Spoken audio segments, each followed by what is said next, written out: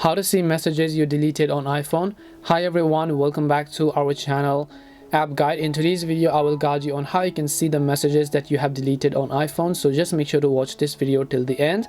In order to see the messages that you have actually deleted on your iPhone, all you have to do is open up messaging app, right?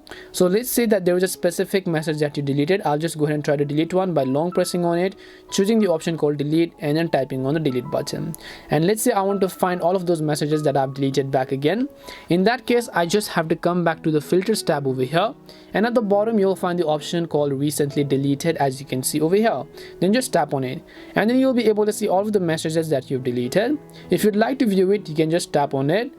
Now, depending upon whether you want to recover or delete them. Now, if you want to see it, obviously you have to recover the message, or if you want to permanently delete it, you can just tap on the delete option. In this case, I'll just select recover and then tap on recover message. Now it's basically going to come back to all messages section, and then here you'll be able to find that specific message. And this is simply how you can see your deleted messages on iPhone. We hope the video was really helpful, and if it did help you, make sure to leave a like and subscribe to the channel. If you have any questions, feel free to leave them down. Thank you very much for watching, and see you in the next video.